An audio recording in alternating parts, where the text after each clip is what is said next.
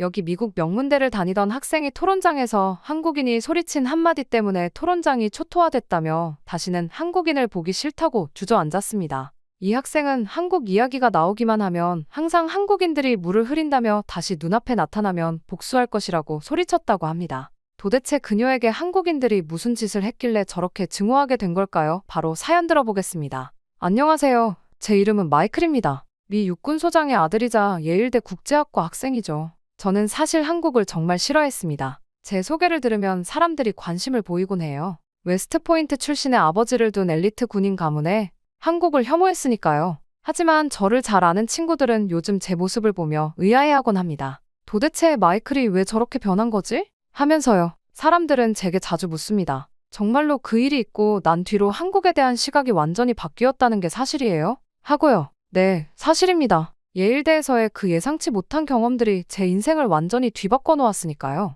이쯤 되면 제가 어떤 경험을 했는지 궁금하실 것 같네요. 그럼 이제부터 제 이야기를 들려드릴게요. 저는 미군 장성의 아들로 태어났습니다. 아버지는 웨스트포인트 출신의 예비역 소장이시죠. 어머니는 보스턴 출신의 명문가 교수였고요. 제가 태어났을 때부터 저희 집은 늘 군인 가족다운 규율과 자부심이 넘쳤어요. 유년 시절을 떠올리면 가장 먼저 생각나는 건 아버지의 훈련 모습입니다. 매일 새벽 5시면 어김없이 일어나 조깅을 하시고 푸시업과 윗몸 일으키기를 하시던 모습이요. 저도 5살 때부터 아버지를 따라 아침 운동을 했죠. 처음에는 힘들어서 울기도 했지만 점차 그게 자랑스러워졌어요. 다른 아이들이 늦잠 자는 시간에 저는 이미 운동을 마치고 샤워를 하고 있었으니까요. 마이클, 넌 세계 최강 미군의 DNA를 물려받았어. 그걸 항상 기억하거라. 아버지는 늘 제게 이 말씀을 하셨습니다. 어린 제게는 그 말이 마치 슈퍼히어로의 비밀을 알려주는 것처럼 특별하게 들렸어요. 실제로 저희 가족은 남다른 점이 많았죠. 아버지의 임지를 따라 전 세계 곳곳에 미군 기지를 옮겨 다녔거든요.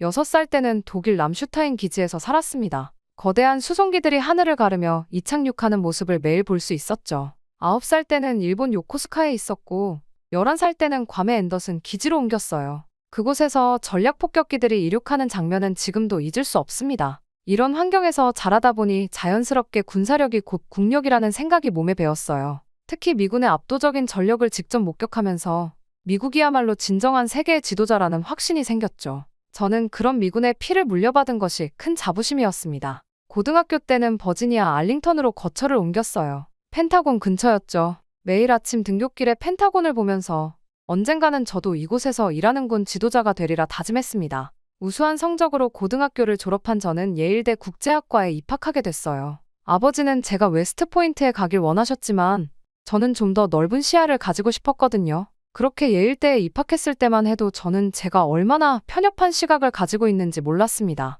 세계 최강 미군의 DNA를 가졌다는 자부심이 때로는 오만함으로 이어질 수 있다는 것도 미처 깨닫지 못했죠. 예일대에 입학하고 저는 발표대회에 참여했어요. 세계 각국 무기에 대한 견해를 발표하던 자리였고 저는 당연히 세계 최강인 미국 무기의 우수성을 발표했죠. 그런데 문답 시간에 어떤 한 한국인 학생이 제게 날카롭게 질문했습니다. 그의 이름은 유신이었어요. 현재 미국 무기 성능이 타 국가를 따라잡지 못하고 있는데 이건 어떻게 설명하실 건가요? 저는 이 질문이 제대로 대답하지 못했습니다. 미국의 무기만 관심이 있었거든요. 모르시는 건가요? 요즘 한국 무기들이 치고 올라오는 추세들도 파악하지 못하고 계시겠네요. 미국의 무기에 대해서만 안다고 다 파악했다는 건 큰 오산일 텐데 저는 그 비아냥거림에도 아무 말을 할 수가 없었습니다. 그런 스스로의 모습에 저는 분이 차올랐고 동양인 주제에 왜 저런 말을 해서 제게 부러움을 주는 건지 이해할 수가 없었죠. 발표대회 이후로 한동안 우울한 날들을 보냈어요. 도서관에서 마주칠 때마다 유신은 변함없이 공손하게 인사를 건넸지만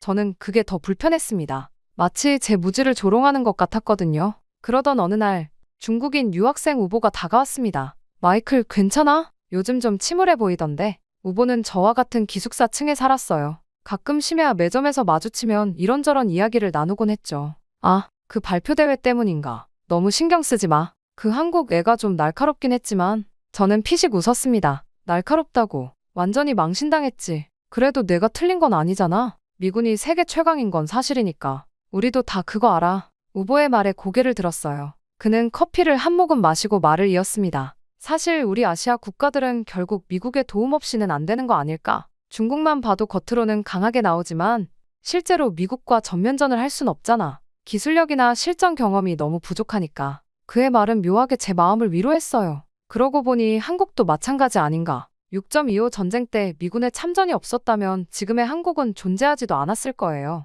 맞아. 한국은 특히 더 그렇지. 지금도 미군이 철수하면 북한의 위협을 어떻게 막을 수 있겠어? 말하고 나니 기분이 한결 나아졌습니다. 그래. 유신이 아무리 날카로운 지적을 하더라도 결국 한국은 미국의 보호가 필요한 약소국일 뿐이라는 생각이 들었어요. 우보와의 대화 이후로 저는 점점 더 이상한 방향으로 생각이 흘러갔습니다. 수업 시간에 한국에 관한 이야기가 나올 때마다 미국의 보호 아래 성장한 나라라는 프레임으로만 보게 된 거죠. 특히 유신이 수업 시간에 발언할 때면 너희 나라가 여기까지 온 것도 다 미국 덕분이야 라는 말을 하고 싶은 충동이 들었어요. 하지만 그런 말을 실제로 할 순 없었죠. 대신 저는 그런 생각들을 마음속에 차곡차곡 쌓아두었습니다. 시간이 지날수록 제 편견은 더 강화됐어요. 한국의 경제 발전? 미군이 있어서 가능했던 거겠지. 한국의 기술 발전? 결국 미국 기술의 모방이었을 거야. 한국의 안보. 당연히 미군이 없으면 하루도 못 버티겠지. 지금 생각하면 참 부끄러운 생각들이었는데 그때 저는 이런 편견이 제 상처받은 자존심을 회복시켜준다고 믿었나 봐요. 그리고 마침내 터지고야 말았죠. 바로 그 트럼프 전 대통령의 주한미군 철수 발언이 나왔을 즈음 교수님이 말씀하셨죠. 맹호부대. 우리는 그들을 타이거 디비전이라고 불렀네. 교수님은 오래된 앨범을 꺼내셨어요. 흑백 사진 속에는 한국군들이 정글 속에서 작전을 수행하는 모습이 담겨 있었습니다. 당시 우리 부대는 적의 기습 공격을 받아 고립된 상황이었어. 무전으로 지원을 요청했지만 기상 악화로 공중 지원은 불가능했지. 그때 한국군 맹호부대가 도착했네. 교수님의 눈빛이 달라졌어요. 마치 그 순간으로 돌아간 것처럼요. 놀라운 건 그들의 전투 방식이었어. 우리는 항상 막대한 화력에 의존했지만 한국군은 달랐네. 그들은 마치 정글과 하나가 된 것처럼 움직였어. 최소한의 장비로 최대의 효과를 내는 거였지. 하지만 교수님, 제가 끼어들었죠. 그건 아마도 한국전쟁 때 미군에게 배운. 교수님이 손을 들어 제 말을 끊으셨어요. 자네, 아직도 그런 생각을 하고 있나? 내가 자네 나이였을 때는 나도 그렇게 생각했었지. 하지만 실제로 본 한국군은 달랐어. 그들은 우리와는 완전히 다른 전투 교리를 가지고 있었네. 교수님은 책상 서랍에서 낡은 수첩을 꺼내셨습니다. 당시의 작전 기록이었어요. 보게나, 이건 내가 기록한 한국군의 전술 분석일세. 그들은 미군의 전술을 단순히 따르는 게 아니라 자신들만의 방식으로 재해석하고 발전시켰어. 특히 산악전과 정글전에서는 우리보다 훨씬 효율적이었지. 재해석이요? 그래, 예를 들어보지. 우리는 정글에서 대규모 부대 운용을 선호했지만 한국군은 소규모 부대의 기동성을 극대화했어. 보급선이 길어지는 것을 고려한 거였지. 또 그들은 현지 주민들과의 관계도 남달랐어. 우리는 통역관에 의존했지만 한국군은 직접 베트남어를 배워가며 정보를 수집했다네. 교수님은 잠시 말을 멈추고 창밖을 보셨어요. 사실 나는 이런 이야기를 잘 하지 않았네. 미군 장교로서의 자존심도 있었고. 하지만 이제는 말해야 할 때가 온 것 같아. 한국군이 없었다면 베트남전은 더 큰 실패로 끝났을 거야. 그게 무슨 통계를 보면 알 수 있네. 한국군이 담당한 지역의 안정화 속도가 가장 빨랐어. 민사작전 성공률도 최고였고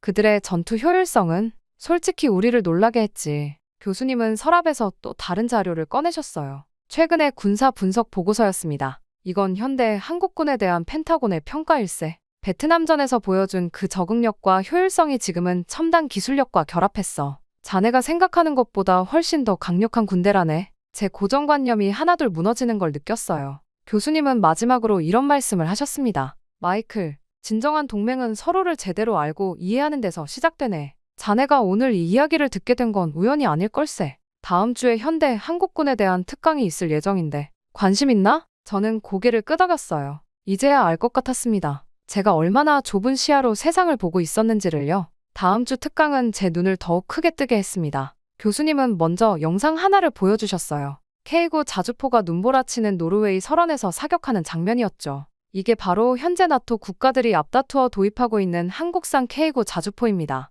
폴란드는 이미 대규모로 도입했고 노르웨이, 에스토니아, 핀란드도 잇따라 계약을 체결했죠.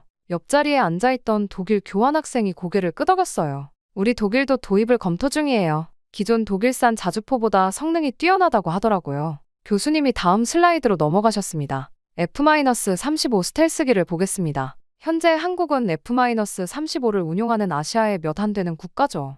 그런데 더 놀라운 건 스크린에 새로운 전투기 이미지가 떴어요. 이겁니다. KF-21 보라매. 한국이 독자 개발 중인 전투기죠. F-35급은 아니지만 F-16보다는 성능이 우수한 4.5세대 전투기입니다. 인도네시아와 공동 개발 중이고 이미 여러 국가가 도입을 검토하고 있어요. 저는 믿기지 않았습니다. 하지만 전투기 개발은 세계에서 몇 안 되는 나라만 가능하다고. 맞습니다. 교수님이 웃으셨어요. 그만큼 한국의 국방 기술력이 높다는 얘기죠. 하지만 이건 빙산의 일각에 불과해요. 그리고 교수님은 한국의 예비 전력에 대해 설명하기 시작하셨습니다. 300만에 달하는 예비군. 이들 대부분이 고학력자들이에요. 실리콘밸리에서 일하다가 예비군 훈련 받으러 한국 가는 개발자도 있죠. 전시에 이들을 신속하게 동원할 수 있는 체계도 갖추고 있고요. 유럽에서 온 학생 하나가 질문했어요. 그럼 우크라이나 사태 같은 상황이 벌어져도 더 효과적으로 대응할 수 있겠죠? 한국은 이미 전시 산업 동원 체계도 갖추고 있으니까요. 방산 기업들은 평시에도 군수품 생산 라인을 유지하고 있습니다. 다음은 해군력 차례였어요. 한국형 이지스함, 세종대왕급 구축함을 보시죠. 이 함정의 레이더 체계는 미 해군도 주목하고 있습니다. 특히 탄도미사일 방어 능력이. 저는 순간 머리가 어지러워졌어요. 이건 제가 알던 한국이 아니었으니까요. 미국의 보호 아래 있는 약소국이라는 제 고정관념이 완전히 깨져나가는 걸 느꼈죠. 특강이 끝나갈 무렵 교수님이 마지막 슬라이드를 보여주셨습니다. 이게 바로 현재 진행 중인 한미 연합훈련의 모습입니다. 보시다시피 이제는 어느 한쪽이 다른 쪽을 보호한다고 말할 수 없어요. 이건 동등한 파트너십입니다. 강의실을 나오면서 유신과 눈이 마주쳤어요. 이번에는 제가 먼저 고개를 숙였습니다. 부끄러웠거든요. 하지만 동시에 궁금증도 생겼어요. 이 정도의 군사력을 갖춘 나라가 도대체 어떻게 이런 기술력을 확보한 걸까? 그리고 그 답은 다음 특강에서 알게 되었죠. 한국의 반도체와 전자 기술이 군사력으로 이어지는 과정을. 정말 놀라운 이야기였습니다. 다음 특강은 더욱 흥미진진했어요. 교수님은 한국의 반도체 산업 지도를 보여주시며 시작하셨습니다. 세계 메모리 반도체 시장의 60% 이상을 차지하는 한국. 단순한 경제적 성과라고 생각하면 큰 오산입니다. 이건 곧 군사력과 직결되거든요. 스크린에는 첨단 전자전 장비들이 나타났어요. 현대전에서 가장 중요한 건 전자전 능력입니다. 적의 레이더를 교란하고 통신을 방해하고 미사일을 기만하는 능력. 이 모든 게 반도체 기술력에 달려있죠. 한국은 이 분야에서 세계 최고 수준입니다. 옆자리에 MIT 교환학생이 속삭였어요. 우리 국방부도 한국의 반도체를 쓰고 있대. 교수님은 계속해서 설명하셨습니다. AI와 드론 분야는 더 놀랍습니다. 삼성과 LG의 AI 기술이 군사 분야에 접목되면서 예를 들어볼까요? 한국의 군사용 AI는 북한의 미사일 발사 징후를 실시간으로 분석할 수 있습니다. 발사 준비 단계부터 예측이 가능하죠. 스크린에 드론 편대가 떴어요. 이건 한국의 군집 드론 기술입니다. 수백 대의 드론이 하나의 유기체처럼 움직이죠. 미 육군도 이 기술에 관심을 보이고 있어요. 4차 산업혁명 기술을 군사적으로 응용하는 속도가 솔직히 미국과 대등한 수준입니다. 저는 깜짝 놀랐어요. 미국과 대등하다니. 하지만 이어지는 내용은 더 충격적이었죠. 이제 정밀 타격 능력을 볼까요? 이 미사일은 사거리 800km의 원형 공산오차 가 1m 이내입니다. 쉽게 말해서 800km 떨어진 곳에 창문을 정확히 맞출 수 있다는 거죠. 강의실이 술렁였어요. 이런 정밀도가 가능한 건 한국의 관성항법 장치 기술력 때문입니다. GPS가 교란되어도 목표물을 정확히 타격할 수 있죠. 이 기술, 나토 국가들도 눈여겨보고 있습니다. 그리고 교수님은 가장 민감한 주제를 꺼내셨어요. 마지막으로, 이건 조심스러운 얘기지만 한국의 잠재적 핵무기 개발 능력에 대해 말씀드리겠습니다. 강의실이 숨죽였어요. 한국은 원자력 기술 선진국입니다. 농축 기술, 재처리 기술, 모든 걸 갖추고 있죠.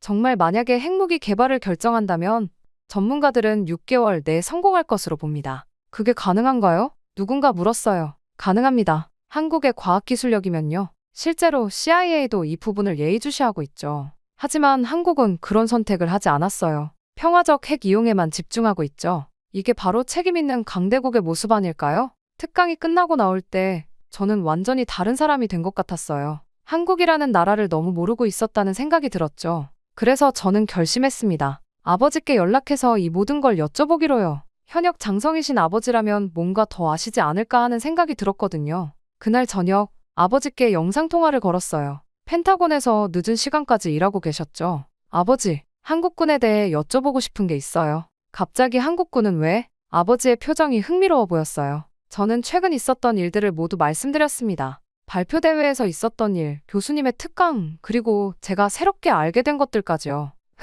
내가 그걸 알게 됐구나. 아버지의 목소리가 진지해졌어요. 사실 한국은 이미 미국의 핵심 군사 파트너야. 단순한 동맹국이 아니라 어떻게 설명하면 좋을까? 마이클, 넌 우리 군이 왜 한국에 F-35를 판매했다고 생각하니? 첨단 무기 수출로 인한 경제적 이익? 아버지가 고개를 저으셨어요. 그것도 있지만 더 중요한 건 한국이 그만한 능력과 신뢰도가 있다고 판단했기 때문이야. 그건 단순한 전투기가 아니야. 최첨단 네트워크 전투체계의 핵심이지. 우린 그걸 아무나한테 주지 않아. 아버지는 잠시 생각에 잠기셨다가 말씀을 이으셨어요. 실은 펜타곤 내부에선 한국을 테크놀로지 얼라이언스라고 불러. 이스라엘이나 영국과 비슷한 수준으로 보는 거지. 특히 전자전 분야에서는. 전자전이요? 그래. 작년 한미 연합훈련 때 있었던 일인데 한국군이 개발한 전자전 장비가 우리 이지스함 레이더를 완벽하게 교란시켰어. 물론 훈련이었지만 꽤나 충격적이었지. 아버지의 목소리에서 존경심이 느껴졌어요. 사실 우리 장성들 사이에서는 공공연한 비밀이 있어. 만약 한반도에서 전쟁이 난다면 우리가 한국을 도와주는 게 아니라 서로 협력하는 동등한 관계가 될 거라는 거야. 하지만 북한의 핵무기가. 그래서 더 놀라운 거야. 한국은 재래식 전력만으로 핵 위협에 대응할 수 있는 한국형 삼축 체계를 구축했거든. 킬체인, 한국형 미사일 방어 체계, 대량 응징 보복. 이런 체계를 독자적으로 구축한 나라가 몇 없어. 아버지는 의미심장한 표정을 지으셨어요. 넌 아직 모르는 게 많구나. 한국이 얼마나 대단한 나라인지. 예를 들어 우리 특수부대원들이 한국 특전사한테 산악전 훈련을 받으러 가. 우리보다 그들이 더 뛰어나다고 판단했기 때문이지. 저는 충격을 받았어요. 미 특수부대가 한국에서 훈련을? 그것뿐이 아니야. 우리 군지도부는 한국의 군수산업을 예의주시하고 있어. 특히 신형 전차, 자주포, 함정. 이미 세계 최고 수준이거든. 폴란드가 왜 1,000억 달러 규모로 한국산 무기를 구매했는지 알아? 아버지의 설명은 계속되었어요. 한국의 군사력, 기술력, 그리고 미래 전장에서의 역할까지. 그리고 마지막으로 이런 말씀을 하셨죠. 마이클, 넌 앞으로 군사 전문가가 되고 싶다고 했지. 그렇다면 한국을 제대로 공부해봐. 그들에게 배울 게 많을 거야. 그리고 다음엔 한국 학생들을 좀 더 존중하는 태도로 대하길 바란다. 통화를 끝내고 나서 저는 한동안 생각에 잠겼어요. 다음날 유신을 만나면 뭐라고 해야 할지. 사과는 해야겠지만 그것보다 더 중요한 건 다음날 저는 아침 일찍부터 도서관에 갔어요. 그리고 발표대회 때 유신이 언급했던 자료들을 하나하나 찾아보기 시작했습니다. 랜드연구소의 보고서를 읽으면서 깨달았어요. 그때 유신의 지적이 얼마나 정확했는지를요. 현대전에서 GPS 교란은 치명적인 약점이 될 수 있다는 점, 그리고 한국군이 이미 그 대비책을 마련해두었다는 사실까지.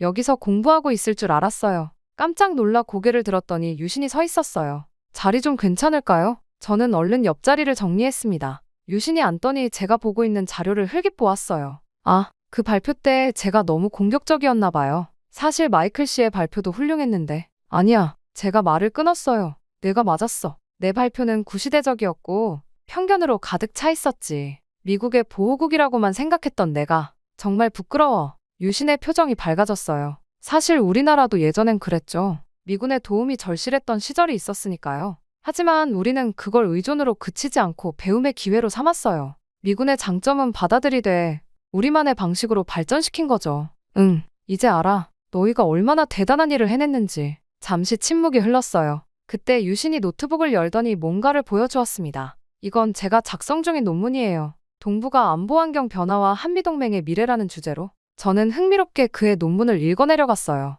한미동맹을 비대칭 동맹에서 호혜적 동맹으로 발전시켜야 한다는 주장, 양국의 장점을 결합해 시너지를 내야 한다는 제안, 모두 날카로우면서도 현실적인 분석이었죠. 이거 정말 훌륭한데? 특히 우리 해병대와 한국 해병대의 연합작전 시너지 분석 부분은 내가 전혀 생각지 못한 관점이야. 유신이 웃었어요. 관심 있다면 같이 연구해볼래요? 마이클 씨의 시각도 필요할 것 같은데. 정말? 그럼 나도 아버지께 자료 좀 부탁드려볼게. 아버지가 펜타곤에서. 어머, 진짜요? 그렇게 되면 더 좋겠네요. 실제 정책 결정자들의 시각까지 반영할 수 있으니까. 우리는 그렇게 도서관에서 몇 시간을 보냈어요. 한미동맹의 미래에 대해 이야기하면서 저는 문득 깨달았습니다. 미국의 보호국이라는 편견에서 벗어나 동등한 군사 파트너로 한국을 보게 되자 오히려 더 많은 가능성이 보이기 시작하더라고요. 양국이 서로의 장점을 인정하고 보완할 때 진정한 동맹의 힘이 발휘되는 거겠죠. 특히 인상 깊었던 건 유신의 겸손한 태도였어요. 그토록 대단한 군사력을 가진 나라 출신인데도 전혀 거만하지 않았거든요. 오히려 항상 더 배우고 발전해야 한다. 고 말하는 모습이 그제야 이해가 됐어요. 한국이 이토록 강해질 수 있었던 진짜 이유를 남들이 인정해주기를 기다리지 않고 묵묵히 자신들의 길을 걸어온 그 태도. 그게 바로 진정한 강대국의 모습이 아닐까요? 오늘 아침 저는 유신에게 정식으로 사과했습니다. 미안해. 내가 너무 오만했어. 그리고 편견에 사로잡혀 있었던 것 같아. 유신은 환하게 웃으며 손을 내밀었어요. 괜찮아요. 덕분에 저도 많이 배웠으니까요. 우리나라를 더 객관적으로 설명하는 방법도 알게 됐고 그 모습을 보면서 또 한 번 감동을 받았어요. 제가 그동안 얼마나 무례하게 굴었는데도 이렇게 너그럽게 받아들이다니. 수업 시간에도 새로운 걸 발견하게 됐죠. 한국 학생들의 공부하는 모습을요. 유신뿐만 아니라 다른 한국 학생들도 모두 굉장히 성실했어요. 수업 시간에 날카로운 질문을 던지면서도 수업이 끝나면 겸손하게 교수님께 더 많은 것을 배우려 하고 우리는 아직 부족해요. 한국 학생들이 자주 하는 말이었죠. 처음엔 그저 겸손한 표현이라고만 생각했는데 이제는 그 말의 진짜 의미를 알 것 같아요. 그들은 진심으로 더 나은 것을 추구하고 있었던 거예요. 어제는 유신과 다른 한국 학생들이 준비한 스터디 그룹에 초대받았어요. 주제는 미래전에서의 한미 연합작전 발전 방향이었죠. 마이클, 내가 본 미군의 장점은 뭐야? 압도적인 화력과 첨단 장비? 그래, 맞아. 근데 그게 약점이 될 수도 있어. 보급선이 길어지면 취약해질 수 있거든. 우리는 그 부분을 어떻게 보완할 수 있을까? 이런 식의 토론이 이어졌어요. 서로의 장단점을 솔직하게 인정하고 그걸 바탕으로 더 나은 해결책을 찾아가는 모습이 인상적이었죠. 특히 놀라웠던 건 그들이 가진 데이터베이스예요. 전 세계 군사훈련, 작전 사례, 무기 체계에 대한 분석, 모두 체계적으로 정리되어 있었어요. 우리가 이런 자료를 모으는 이유는 단순해요. 우리는 작은 나라니까 더 스마트하게 싸워야 해라는 생각. 그게 지금 우리를 여기까지 오게 했죠. 유신의 이 말이 제 마음에 깊이 남았어요. 그리고 문득 깨달았죠. 제가 미래의 군사 전문가로서 정말 배워야 할 건 이거구나. 이제 저는 알아요. 진정한 동맹이란 서로를 이해하고 존중하는 것에서 시작된다는 걸요. 한국이라는 나라, 한국군이라는 존재, 그들의 실력과 정신을 이해하게 된 지금, 저는 미래의 한미동맹이 얼마나 강력해질 수 있을지 가늠할 수 있을 것 같아요. 내일은 유신과 함께 우리의 첫 공동 연구 계획을 발표하는 날이에요. 주제는 한미 연합전력의 새로운 패러다임입니다. 이제 저는 자부심 넘치는 미군 장성의 아들이 아닌 한미동맹의 미래를 고민하는 한 사람으로서 이 자리에 서게 될 거예요. 그리고 이건 분명 제가 할 수 있는 최고의 선택이 될 거라고 확신합니다. 아버지께서 늘 말씀하시던 세계 최강 미군의 DNA, 이제는 그 말의 진정한 의미를 알 것 같아요. 그건 오만함이 아닌 책임감이었던 거죠. 그리고 이제는 제가 그 책임감을 갖고 새로운 시대의 한미동맹을 이끌어갈 차례입니다. 지금 생각해보면 한국이라는 나라는 제게 값진 가르침을 주었습니다. 첫째로, 진정한 강함이란 무엇인지 알게 됐어요. 그건 남들에게 과시하거나 뽐내는 게 아니었죠. 묵묵히 자신의 길을 걸으며 끊임없이 발전하려 노력하는 자세. 그게 바로 진정한 강함이었습니다. 둘째로, 겸손의 가치를 배웠어요. 한국은 세계 최고 수준의 군사력을 보유하고 있으면서도 늘 아직 부족하다고 말합니다. 그 겸손함이 오히려 더 큰 발전의 원동력이 된다는 걸 이해하게 됐죠. 셋째로, 동맹의 진정한 의미를 깨달았습니다. 그건 일방적인 보호가 아닌 서로를 이해하고 존중하는 관계여야 한다는 거죠. 한미동맹이 이토록 강력한 이유는 양국이 서로의 장단점을 이해하고 보완하기 때문이었어요. 마지막으로, 편견의 위험성을 배웠습니다. 제가 가졌던 미국의 보호국이라는 편견은 얼마나 많은 진실을 가로막고 있었나요? 그 편견에서 벗어났을 때 비로소 더 넓은 세상이 보였습니다. 이제 저는 자부심 대신 책임감을 가지려 해요. 미래의 한미동맹을 이끌어갈 사람으로서 더 깊이 이해하고 더 많이 배우려 합니다. 그게 제가 한국이라는 나라에게서 배운 가장 큰 가르침이니까요. 제 이야기는 여기까지입니다. 길었던 이야기를 들어주신 모든 분들께 감사의 말씀 전하고 싶어요. 행복하세요. 안녕하세요. 감동저장소입니다.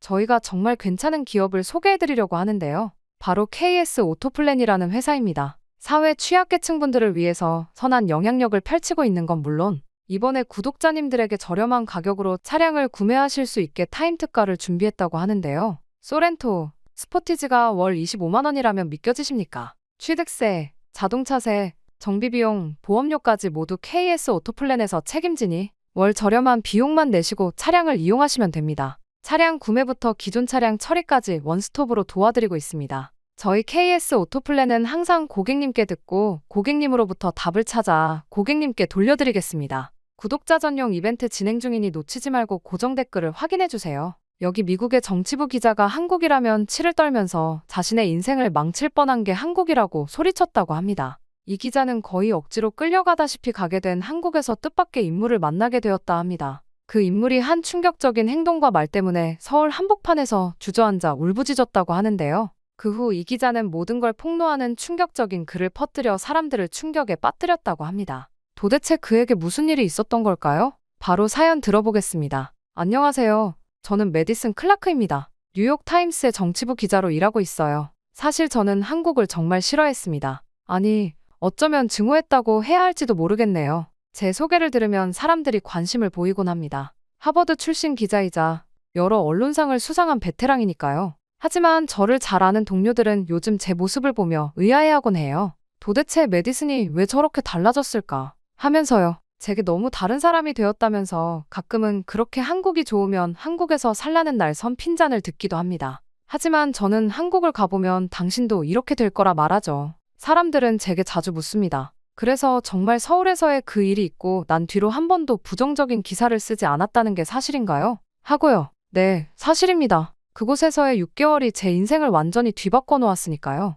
한국과 야구가 무슨 관계가 있나요? 도대체 거기서 뭘 보신 거예요? 왜 그렇게 갑자기 생각이 바뀌었죠? 이런 질문들을 참 많이도 받았습니다. 하지만 그때마다 저는 웃으며 이야기해요. 직접 겪어보지 않으면 절대 이해할 수 없을 거예요. 이쯤 되면 제가 어떤 경험을 했는지 궁금하실 것 같네요. 그럼 이제부터 제 이야기를 들려드릴게요. 어린 시절부터 저는 아버지의 타자기 소리를 들으며 자랐어요. 보스턴 글로브의 특파원이셨던 아버지는 매일 밤 서재에서 기사를 쓰셨죠. 메디, 진실을 쓰는 것만큼 중요한 건 없단다. 그 말씀을 입버릇처럼 하셨던 게 기억납니다. 하버드 재학 시절 아버지가 폐암 진단을 받으셨어요. 병상에서도 노트북을 놓지 않으시던 모습이 지금도 선명해요. 넌 날 뛰어넘을 거야. 마지막으로 남기신 말씀이었죠. 그때가 제가 22살이었습니다. 어머니는 제가 5살 때 교통사고로 돌아가셨어요. 그래서인지 아버지는 저를 키우시면서 동시에 친구이자 멘토가 되어주셨죠. 주말이면 메이저리그 경기를 보러 가곤 했는데 그때마다 스포츠가 단순한 게임이 아니라 사회의 축소판이라고 설명해 주셨습니다. 그래서였을까요? 졸업 후 처음 잡은 펜으로 쓴 기사가 보스턴 레드삭스의 아시아 선수 영입 전략에 관한 것이었어요. 그게 제 취재 기자 생활의 시작이었습니다. 25에 저는 야망에 가득 차 있었죠. 언젠가는 퓰리처상을 받는 게 꿈이었어요. 30대 초반까지 저는 스포츠 기자로서 꽤 성공적인 커리어를 쌓았습니다. 특히 메이저리그 구단들의 국제 스카우팅을 파헤치는 시리즈물로 상도 몇 개 받았죠. 그러다 제이슨 브라운 사건이 터졌어요. 그 사건 이후로 많은 것이 바뀌었습니다. 제가 쓴 기사는 한국 야구계의 강한 반발을 샀고 현지 언론들의 반박 보도가 이어졌어요. 결정적으로 제이슨의 전 에이전트가 제보한 내용 중 일부가 사실이 아닌 것으로 밝혀졌죠. 편집국에서는 후속 보도를 통해 일부 내용을 정정했지만 제 마음속 상처는 쉽게 아물지 않았어요. 스포츠부에서 벗어나고 싶습니다. 그때 편집장에게 했던 말이 기억나네요. 정치부로 옮긴 건 제 스스로의 선택이었어요. 더 냉철하게, 더 객관적으로 세상을 보고 싶었거든요. 그렇게 2년 동안 워싱턴 정가를 취재하면서 조금씩 자신감을 되찾아갔습니다. 트럼프가 당선됐다는 소식을 들은 건 정치부 사무실에서였어요. 36에 제가 맞이한 또 하나의 터닝포인트였죠. 평소처럼 마감을 준비하던 중이었는데 갑자기 사무실이 발칵 뒤집혔습니다. 모두들 예상치 못한 결과에 놀란 표정이었어요. 저도 마찬가지였고요. 하지만 그건 그날의 첫 번째 충격일 뿐이었습니다. 클라크, 서울로 발령 났네. 편집장의 한마디에 저는 모니터에서 눈을 떼지도 못한 채 그대로 굳어버렸어요. 서울이라니. 5년 전 그곳을 떠나올 때만 해도 다시는 돌아가지 않겠다고 다짐했는데 말이죠. 그때 제가 쓴 그 기사가 제 커리어의 전환점이 되리라고는 상상도 못했습니다. 특파원으로 가는 거야. 트럼프 시대의 한미 관계를 다룰 사람이 필요해. 자네가 적임자라고 봤어. 편집장의 말투는 단호했어요. 아버지를 떠올렸죠. 그가 살아계셨다면 뭐라고 하셨을까? 아마도 가서 진실을 찾아봐 라고 하셨을 것 같아요. 이제는 스포츠 기자가 아닌 정치부 특파원으로서 그때와는 다른 시각으로 한국을 바라볼 수 있지 않을까요? 편집장님, 제가 한국에 대해 객관적일 수 있을까요? 솔직히 말씀드렸습니다. 물론 지금의 저는 5년 전과는 다르죠. 정치부에서의 경험이 많은 것을 가르쳐줬어요. 하지만 그때의 실수가 완전히 잊힌 건 아니었습니다. 그렇게 짐을 꾸리면서도 마음은 복잡했어요. 아버지의 낡은 만년필을 챙기면서 문득 그분의 마지막 기사가 생각났죠. 이제는 스포츠가 아닌 정치와 외교의 렌즈로 한국을 바라보게 될 겁니다.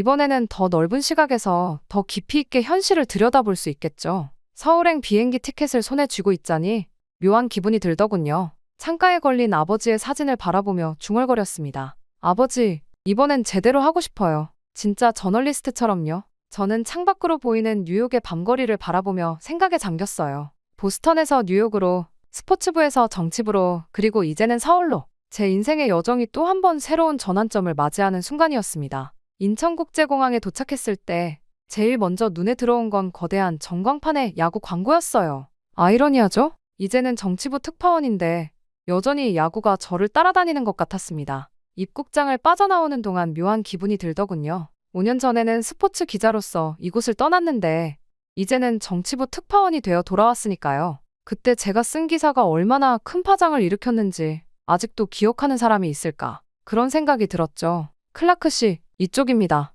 현지 스태프인 김도윤 씨가 저를 맞이해 주었어요. 30대 초반으로 보이는 그는 능숙한 영어로 이것저것 설명해 주었죠. 사무실 준비는 다 됐고 숙소도 이미 계약이 완료됐다고 했습니다. 택시에 오르자마자 라디오에서 야구 중계가 흘러나왔어요. 아나운서의 열정적인 목소리가 차 안을 가득 채웠죠. 저기, 채널 좀 바꿔주시겠어요? 기사님께 부탁드렸습니다. 아직은 야구와 관련된 모든 것이 불편하게 느껴졌거든요.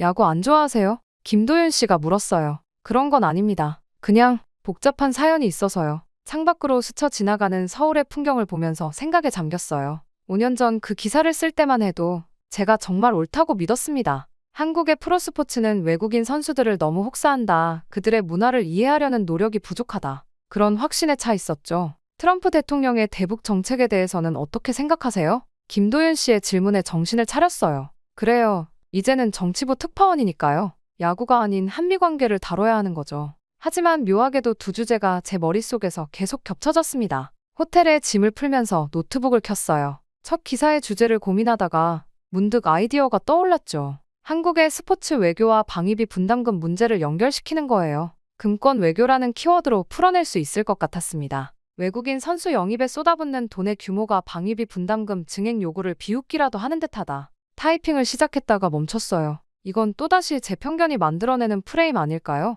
아버지라면 뭐라고 하실까? 창밖으로 보이는 서울의 야경이 마치 저를 비웃는 것만 같았습니다. 전화기가 울렸어요. 뉴욕 본사였죠. 클라크, 첫 기사는 트럼프의 대북 정책에 대한 한국의 반응으로 가죠. 특히 방위비 분담금 문제는 꼭 다뤄야 합니다. 네, 알겠습니다. 수화기를 내려놓고 다시 노트북을 바라봤어요. 이번에는 달라져야 해요. 정치부 기자로서 더 넓은 시각으로 한국을 바라봐야 합니다. 하지만 왜 이렇게 가슴 한구석이 불편한 걸까요? 밤이 깊어갔지만 잠은 오지 않았어요. 창가에 서서 서울의 불빛을 바라보며 생각했죠. 5년 전에 그 기사가 과연 진실이었을까? 아니면 제 편견이 만들어낸 허상이었을까? 아버지, 이번에는 제대로 된 기사를 쓰고 싶어요. 중얼거리듯 말했지만 마음속에선 여전히 의문이 꿈틀거렸습니다. 과연 저는 한국이라는 나라를 제대로 이해할 수 있을까요? 아니면 또다시 편견에 사로잡혀 실수를 반복하게 될까요? 첫날 밤, 서울의 불빛 아래서 저는 그렇게 오랫동안 생각에 잠겼습니다. 내일부터는 본격적인 취재가 시작되겠죠. 이번에는 정말 다르게 해보고 싶어요. 하지만 그게 말처럼 쉽지는 않을 것 같네요. 평택 미군기지를 취재하고 돌아오는 길이었어요. 방위비 분담금 협상을 앞두고 미군 주둔 비용에 대한 기사를 준비하고 있었거든요. 취재는 꽤 순조롭게 진행됐지만 뭔가 허전한 느낌이 들더군요. 저기 서울 방향 가시나요? 택시를 잡으려는데 누군가 말을 걸어왔습니다. 돌아보니 예순 즈음 되어 보이는 신사분이었어요. 영어로 물어보시길래 같이 택시를 타기로 했죠. 미국 언론인이신가 보네요? 네, 뉴욕에서 왔습니다. 그렇게 대화가 시작됐어요. 그분은 김민호 씨라고 했습니다. 알고 보니 한국 프로야구단에서 단장을 지내신 분이더군요. 제 심장이 덜컥 내려앉았죠. 하필 야구 관계자를 만나다니. 아, 혹시 제이슨 브라운의 그 기사를 쓰신 분이신가요? 순간 침묵이 흘렀어요. 5년이나 지났는데도 사람들이 그 기사를 기억하고 있다는 게 놀라웠습니다. 네, 맞습니다. 그땐 많이 힘드셨겠네요. 우리도 마찬가지였습니다만 의외의 반응이었어요. 적대적일 거라 예상했는데 김 전 단장의 목소리에는 오히려 연민 같은 게 느껴졌죠. 사실 그때 상황이 복잡했거든요. 제이슨이 한국에 올 때부터 여러 문제가 있었어요. 그 선수의 아버지가 말기 암 투병 중이었다는 걸 아시나요? 처음 듣는 이야기였습니다. 제 기사에는 전혀 언급되지 않았던 내용이었죠. 구단에서는 특별히 배려를 많이 했어요. 시즌 중에도 수시로 미국에 다녀올 수 있게 해주고 통역을 24시간 붙여주고 심지어 아버님 병원비도 일부 지원했죠. 택시 안에서 들은 이야기는 제가 알고 있던 것과는 많이 달랐어요. 그래서 더욱 혼란스러워졌습니다. 제이슨의 실패를 전적으로 한국 야구 문화의 탓으로 돌렸던 제 기사가 갑자기 부끄러워지더군요. 왜 이런 이야기를 해주시는 거죠? 글쎄요. 어쩌면 당신도 이제는 준비가 된 것 같아서? 진실은 항상 우리가 생각하는 것보다 복잡하니까요. 서울로 향하는 내내 김 전 단장의 이야기를 들었어요. 제이슨이 얼마나 힘들어했는지, 구단이 어떻게 도우려 했는지,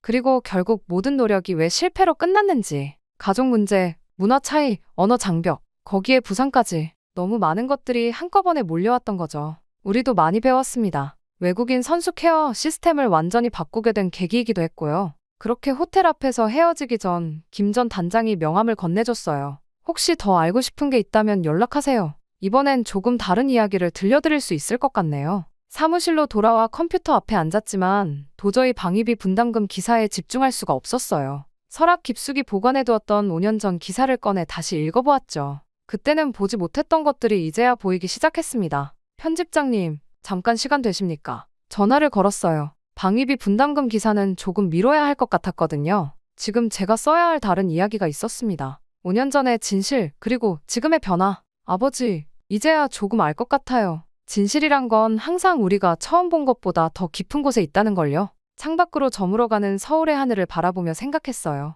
이제 막 새로운 이야기가 시작되려나 봅니다. 그리고 이번에는 진짜 진실에 한 걸음 더 가까이 다가갈 수 있을 것 같아요. 제이슨 브라운을 직접 만나기로 결심한 건 김 전 단장과의 만남이 있고 나서 일주일 뒤였어요. 지금은 보스턴 외곽의 고등학교에서 야구부 코치를 하고 있다는 소식을 들었죠. 편집장에게 출장 신청을 하면서도 마음이 무거웠습니다. 클라크, 자네 지금 정치부 특파원 아닌가? 편집장의 목소리에는 의아함이 가득했어요. 당연한 반응이었죠. 하지만 전 설명했습니다. 이건 단순한 야구 이야기가 아니라 한미 관계의 본질을 들여다보는 작업이 될 거라고요. 한국을 제대로 이해하려면 제가 저지른 실수부터 바로잡아야 할 것 같습니다. 보스턴행 비행기를 타면서도 걱정했어요. 과연 제이슨이 저를 만나주기는 할까? 5년 전 그 기사가 그의 삶에도 적지 않은 영향을 미쳤을 텐데 말이죠. 메디슨, 정말 오랜만이네요. 고등학교 야구장 한켠에서 제이슨을 만났습니다. 그는 예전보다 훨씬 건강해 보였어요. 살도 좀 빠진 것 같고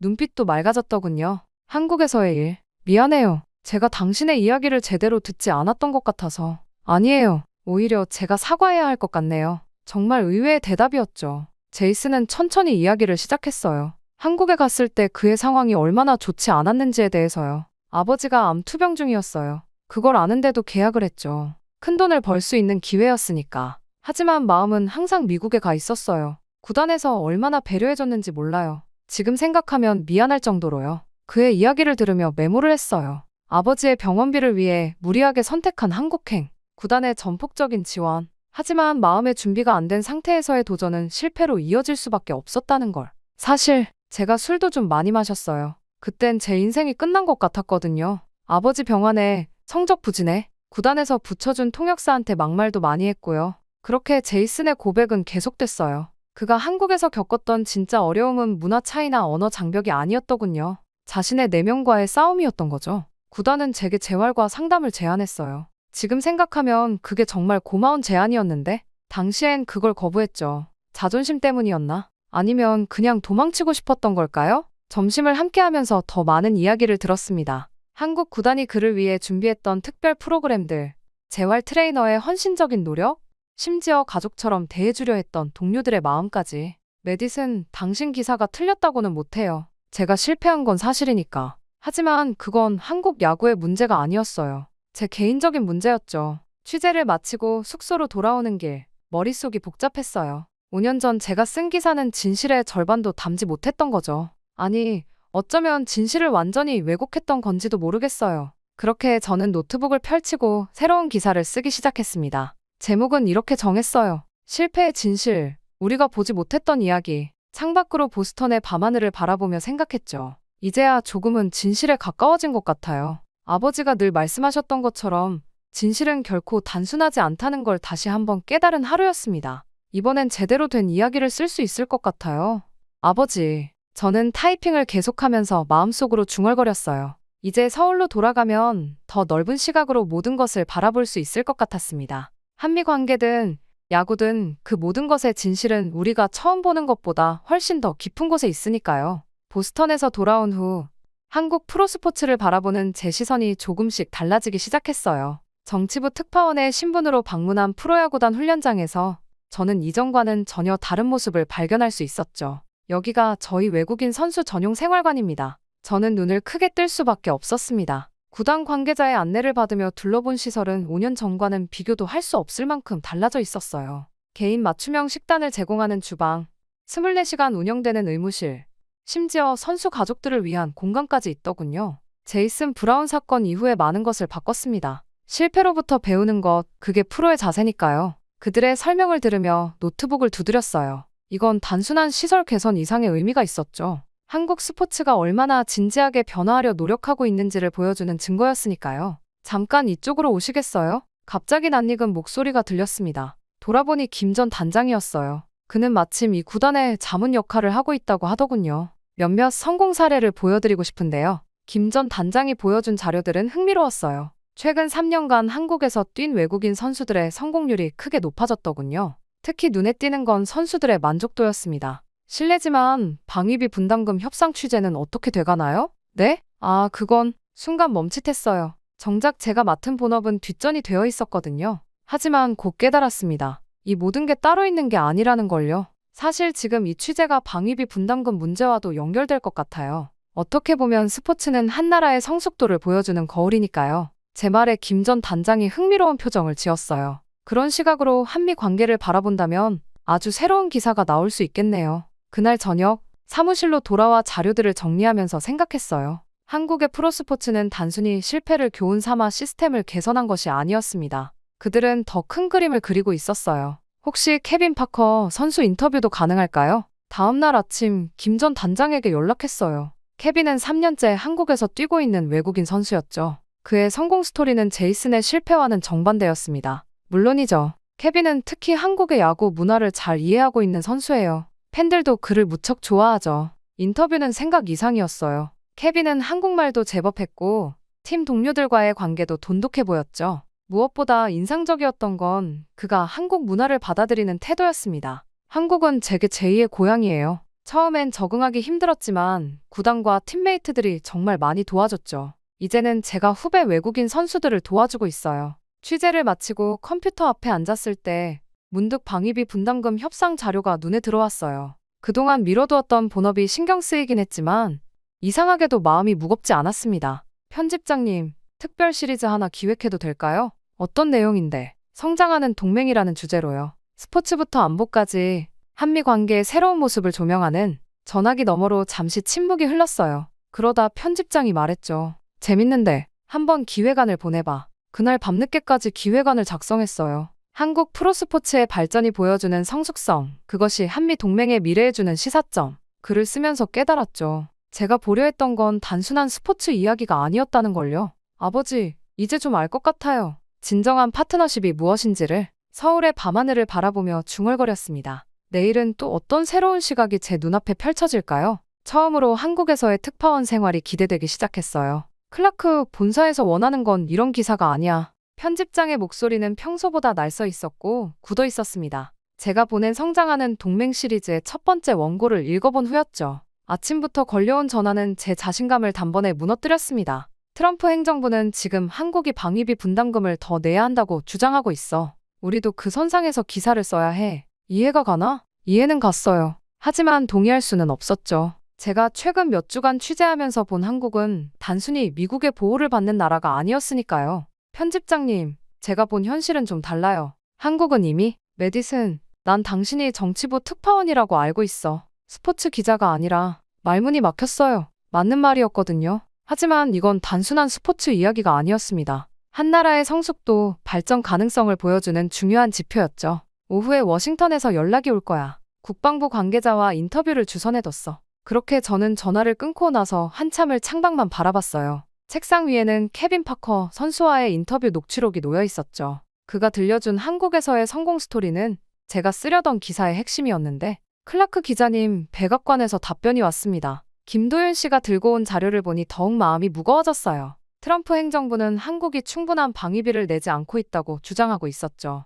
그들이 원하는 건 이런 관점의 기사였을 겁니다. 아버지라면 어떻게 하셨을까? 저는 노트북을 열었다가 다시 덮었어요. 머릿속이 복잡했죠. 한쪽에선 본사의 압박이, 다른 한쪽에선 제가 발견한 진실이 서로 충돌하고 있었으니까요. 메디슨, 잠시 시간 될까요? 김 전 단장이었어요. 그는 제 고민을 눈치챈 것 같았죠. 언론의 역할이 뭐라고 생각하세요? 권력자들이 원하는 말을 대신 전하는 걸까요? 아니면 우리가 발견한 진실을 전하는 걸까요? 그의 질문은 마치 아버지의 목소리처럼 들렸어요. 기자로서의 양심, 그리고 진실에 대한 책임. 문득 5년 전 제이슨 브라운 건이 떠올랐습니다. 그때도 이랬나요? 제가 진실을 왜곡했던 그때도.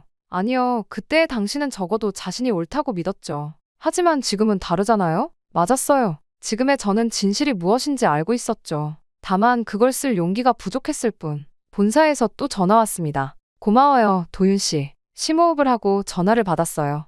이번엔 워싱턴 지국장이었습니다. 클라크, 우리 신문이 어떤 입장인지 알지? 트럼프 행정부의 정책을. 죄송하지만 제가 써야 할 기사가 있습니다. 전화를 끊고 타이핑을 시작했어요. 제목은 이렇게 정했죠. 진화하는 동맹.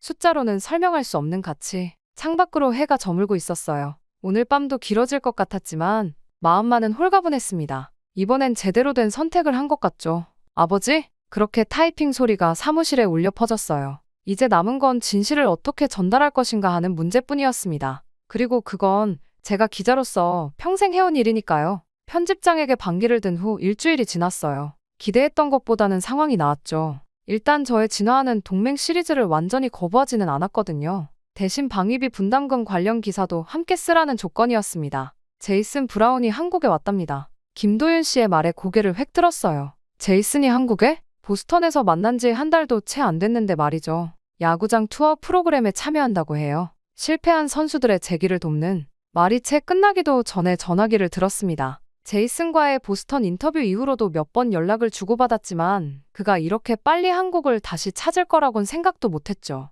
메디슨, 내가 먼저 연락하려고 했는데. 서울 시내의 한 카페에서 제이슨을 만났어요. 그는 전과는 또 다른 모습이었죠. 마치 오랜 짐을 내려놓은 것처럼 편안해 보였습니다. 사실 당신과의 인터뷰가 계기가 됐어요. 그동안 피하기만 했던 과거와 마주하게 됐거든요. 제이슨은 커피를 한 모금 마시더니 이야기를 이어갔어요. 보스턴에서 만난 후 그는 진지하게 고민했다고 해요. 자신의 실패를 어떻게 의미 있게 만들 수 있을지에 대해서요. 한국 구단에서 연락이 왔을 때 처음엔 망설였어요. 하지만 이건 운명 같은 거라고 생각했죠. 그가 참여하기로 한 프로그램은 세컨드 찬스라고 했어요. 메이저리그나 한국에서 실패를 경험한 선수들이 다시 기회를 찾을 수 있도록 돕는 프로젝트였죠. 당신도 알다시피 저는 여기서 최악의 실패를 겪었어요. 하지만 지금 생각해보면 그건 실패가 아니었을지도 몰라요. 그저 준비가 덜 된 도전이었을 뿐. 제이슨의 말에 깊이 공감했어요. 저도 5년 전 그 기사로 일종의 실패를 겪었으니까요.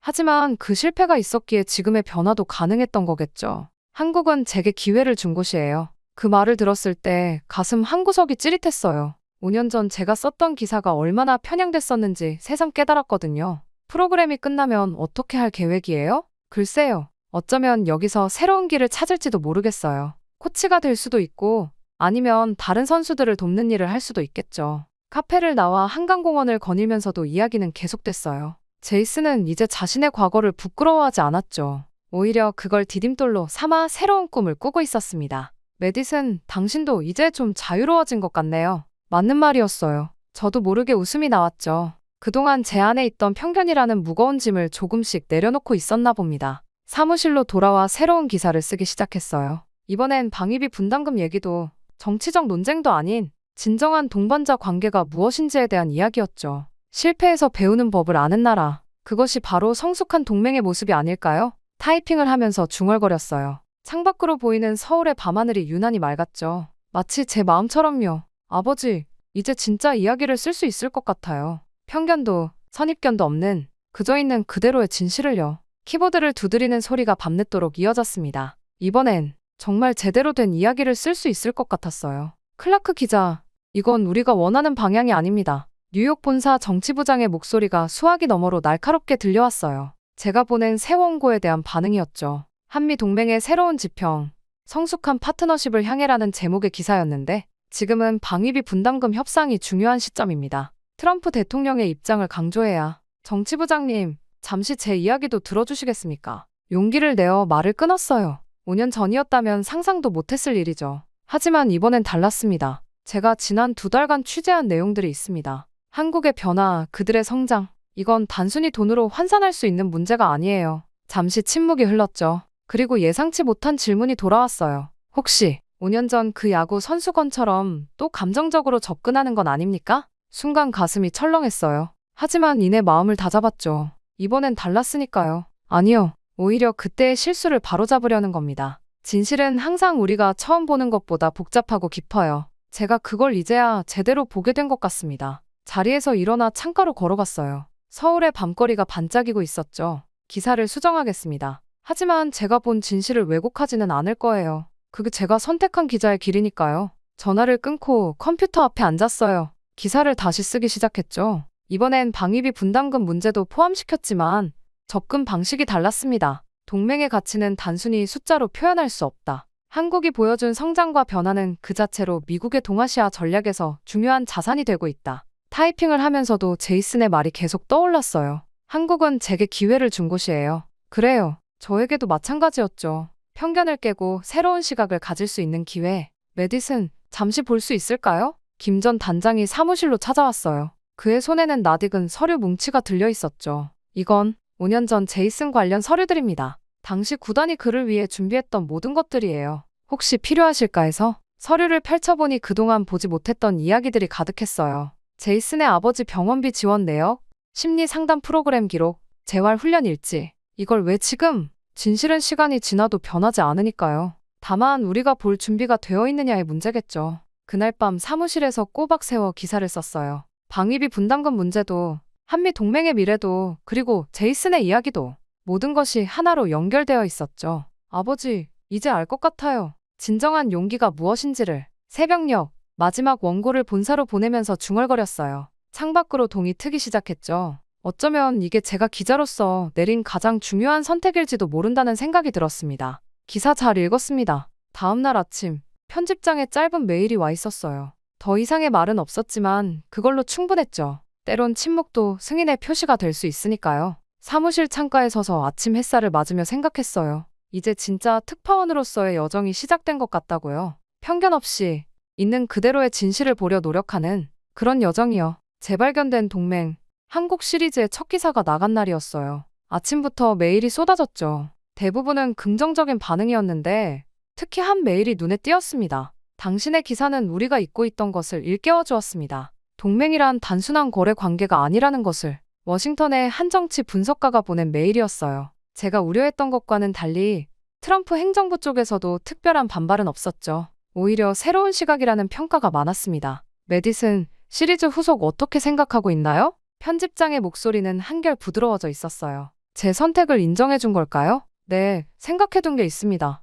이번엔 문화적 측면에서 한미 관계를 조명해 보려고 해요. K-팝부터 시작해서. 좋아요. 근데 야구 이야기는 더 이상. 아니요, 편집장님. 야구는 빼면 안 될 것 같아요. 그게 바로 제가 성장한 증거니까요. 잠시 침묵이 흘렀다가 편집장의 웃음소리가 들렸어요. 그래, 자네다워졌어. 기대하고 있을게. 다음 기사를 준비하면서 제이슨을 다시 만났어요. 그는 세컨드 찬스 프로그램에서 놀라운 활약을 보여주고 있었죠. 다음 주부터 고등학교 야구부 코칭 프로그램을 시작해요. 제가 실패했던 경험을 나누면서 젊은 선수들에게 도움이 되고 싶어서요. 그의 말을 듣고 있자니 문득 우리 모두가 변하고 있다는 생각이 들었어요. 제이슨도, 저도, 그리고 한미 관계도. 메디슨, 이번 기사는 좀 특별했어요. 김도윤 씨가 커피를 건네며 말했죠. 처음 만났을 때와는 달리 이제는 서로를 깊이 이해하는 동료가 되어 있었어요. 기사를 쓰면서 저도 많이 배웠거든요. 한국과 미국, 우리가 서로를 얼마나 잘못 이해하고 있었는지. 시리즈 2번째 기사를 쓰기 시작했어요. 제목은 한국 문화와 미국의 만남, 새로운 문화적 동맹을 향해였죠. 이번에는 더 자신감이 있었어요. 본사에서 연락이 왔어요. 타 회사에서 당신 기사를 인용하고 싶답니다. 김도윤 씨의 말에 고개를 들었어요. 제 기사가 이렇게 반향을 일으킬 줄은 몰랐죠. 특히 방위비 분담금 문제를 새로운 시각으로 조명한 부분이 주목을 받았다고 해요. 아버지, 이제 제가 진정한 특파원이 된 것 같아요. 창밖을 바라보며 중얼거렸죠. 서울의 하늘은 여전히 그대로였지만 그걸 바라보는 제 시선은 많이 달라져 있었어요. 다음 기사는 뭘로 가시나요? 김 전 단장이 물었어요. 그는 이제 제 멘토나 다름없는 존재가 되어 있었죠. 한국의 스포츠 외교요. 야구를 통해 본 문화적 교류의 힘. 거기서부터 시작해서 더 큰 그림을 그려보려고요. 좋은데요? 이번에야말로 제이슨의 이야기를 제대로 다룰 수 있겠네요. 맞아요. 이제는 그의 이야기를 온전히 다룰 수 있을 것 같았어요. 실패가 아닌 성장의 이야기로요. 사무실 벽에 걸린 달력을 보니 벌써 특파원 발령 후 3개월이 지나가고 있었어요. 처음에 두려움과 편견은 어느새 사라지고 그 자리를 새로운 도전에 대한 설렘이 채우고 있었죠. 내일은 어떤 이야기를 발견하게 될까요? 밤늦게까지 기사를 쓰면서 생각했어요. 이제 저는 더 이상 두렵지 않았습니다. 진실을 찾아가는 여정이 때로는 힘들지라도 그것이 바로 제가 선택한 길이니까요. 아버지가 늘 말씀하셨던 것처럼 진정한 기자는 편견을 깨고 진실을 찾아가는 사람. 이제야 그 말씀의 진정한 의미를 알 것 같았습니다. 특파원 발령 6개월 차. 저는 제 인생에서 가장 의미 있는 기사를 쓰게 됐어요. 제이슨 브라운의 재기 과정을 다룬 특집 기사였죠. 이제는 말할 수 있을 것 같아요. 제이슨이 인터뷰 도중 불쑥 꺼낸 말이었죠. 그동안 한 번도 공개적으로 언급하지 않았던 5년 전 그 시절에 대해서요. 아버지가 돌아가시고 나서 저는 완전히 길을 잃었어요. 술도 많이 마시고 팀 동료들과도 자주 다퉜죠. 하지만 구단은 끝까지 저를 포기하지 않았어요. 지금 생각하면 제가 너무 미안해요. 인터뷰 내내 울컥하는 순간이 많았어요. 특히 제이슨이 자신의 고등학교 야구부 코칭 경험을 이야기할 때는 말이죠. 여기 아이들이 저를 제이슨 선생님이라고 부를 때마다 가슴이 찡해요. 제가 실패해서 배운 걸 이제는 그들에게 가르칠 수 있다는 게 이게 바로 인생의 아이러니인가 봐요. 기사는 엄청난 반향을 일으켰어요. CNN에서도 관심을 보였고 여러 매체에서 후속 취재를 요청해왔죠. 하지만 제게 가장 의미 있었던 건 본사 편집국장의 한마디였습니다. 이제 자네는 진정한 정치부 특파원이야. 스포츠를 통해 우리가 보지 못했던 한미 관계의 본질을 보여줬으니까. 그러던 어느 날 뜻밖의 소식을 들었어요. 워싱턴 포스트가 저희 시리즈를 퓰리처상 후보로 추천했다는 거였죠. 아버지의 꿈이었던 메디슨 축하해요. 김 전 단장이 건넨 축하 인사가 특별하게 느껴졌어요. 그는 제가 성장하는 모든 과정을 지켜봐 주셨으니까요. 이제 어떤 계획이에요? 글쎄요. 한미 관계를 다루는 책을 써보고 싶어요. 단순한 동맹을 넘어 진정한 파트너십으로 발전해가는 과정을요. 그날 저녁 제이슨과 함께 한강변을 걸었어요. 그는 이제 완전히 달라져 있었죠. 자신감 넘치고 성숙해진 모습이었어요. 메디슨, 당신이 5년 전에 쓴 그 기사 말이에요. 미안해요, 제이슨. 제가 너무 성급했어요. 아니에요. 오히려 고마워요. 그 기사가 아니었다면 저는 아마 지금도 제 실패를 직면하지 못했을 거예요. 밤하늘을 보며 걷다가 문득 아버지 생각이 났어요. 그분이 늘 강조하셨던 진실이란 게 이런 거였나 봅니다. 처음 보이는 것보다 더 깊고 더 복잡하고 하지만 결국은 더 아름다운. 아버지, 저 이제 진짜 기자가 된 것 같아요. 서울의 밤하늘에 대고 속삭였죠. 어디선가 들려오는 야구 중계 소리가 이제는 더 이상 불편하지 않았어요. 오히려 친숙하게 느껴졌달까요? 다음 날 아침, 평소처럼 사무실로 향했어요. 이제 제 명함에는 뉴욕타임스 서울 지국장이라는 직함이 새겨져 있었죠. 본사에서 특별히 신설한 자리라고 해요. 오늘은 어떤 이야기를 써볼까요? 노트북을 열며 생각했어요. 이제 저는 더 이상 두렵지 않았습니다. 편견도, 선입견도 내려놓은 채 그저 진실만을 바라보는 기자로 성장했으니까요. 창밖으로 보이는 서울의 아침 풍경이 유난히 아름다워 보였어요. 어쩌면 이건 끝이 아닌 새로운 시작일지도 모르겠다는 생각이 들었습니다. 자, 이제 진짜 시작이네요. 그렇게 저는 타이핑을 시작하며 중얼거렸어요. 앞으로도 쓸 이야기가 많이 남아있으니까요. 한미 동맹의 새로운 장을 써내려가는 그런 이야기들을요. 처음 한국행 비행기에 올랐을 때 제 마음속에는 편견이라는 무거운 짐이 가득했어요. 5년 전에 실패한 기사가 만들어낸 선입견, 트럼프 행정부의 시각을 대변해야 한다는 부담감, 그리고 스포츠 기자에서 정치부 특파원이 된 불안감까지. 하지만 한국은 저에게 특별한 깨달음을 주었습니다. 진실이란 건 결코 단편적이지 않다는 것, 우리가 처음 보는 것은 빙산의 일각일 뿐이라는 걸 말이에요. 제이슨의 실패 속에는 구단의 따뜻한 배려가 있었고 방위비 분담금 문제의 이면에는 성숙해진 동맹의 모습이 있었죠. 무엇보다 한국은 저에게 성장이라는 단어의 진정한 의미를 가르쳐줬어요.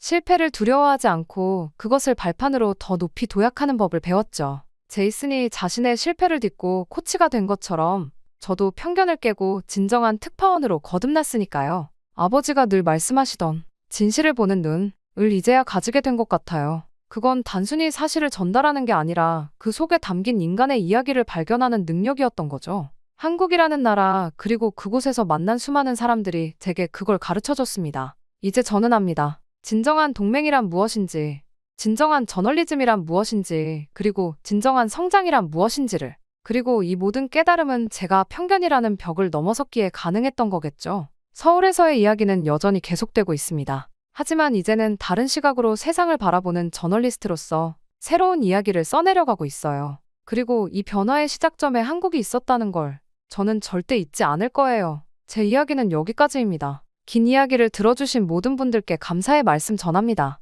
행복하세요.